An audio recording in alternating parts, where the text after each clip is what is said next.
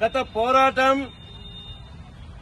అట్లాగే కొనసాగుతున్న పోరాటం వీటన్నిటినీ సమీక్షించుకొని ఏదైతే ఈరోజు ప్రధానమైన డిమాండ్ ఎంఎస్పీ స్వామినాథన్ కమిషన్ సిఫారసుల్లో భాగంగా రైతు పెట్టిన పెట్టుబడికి 50% కలిపి సీటు ధర నిర్ణయించే చట్టాన్ని పార్లమెంట్లో ఆమోదించాలని ఈ మాట మనం చెప్తున్న మాట కాదు.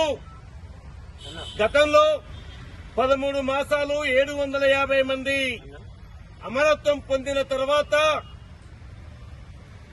మోడీ సర్కార్ భారత ఉద్యమాన్ని రైతాంగ ఉద్యమానికి తలవొగ్గి రాతపూర్వకంగా హామీ ఇచ్చి నేను ఈ చట్టాన్ని తీసుకొస్తానని చెప్పి హామీ ఇవ్వడమే కాదు 750 కుటుంబాల్ని ఆదుకుంటానని రైతులపై పెట్టిన కేసులన్నింటినీ కూడా రద్దు చేస్తానని రాతపూర్వకంగా హామీ ఇచ్చాడు.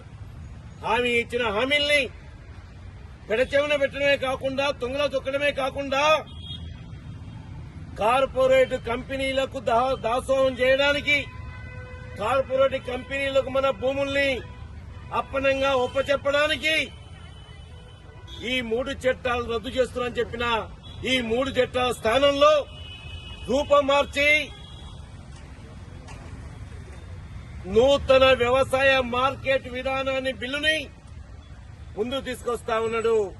ఈ ఉద్దేశం రైతుల్ని రైతాంగ ఆత్మహత్యల్ని ప్రేరేపించే విధంగా పెంచే విధంగా ఈ చట్టం ఈ బిల్లు కాబోయే చట్టం ఈ బిల్లు ఉపయోగపడుతుందని చెప్పేసి జాతీయ సంయుక్త కిసాన్ మోర్చా ఎస్కేఎం భావించింది.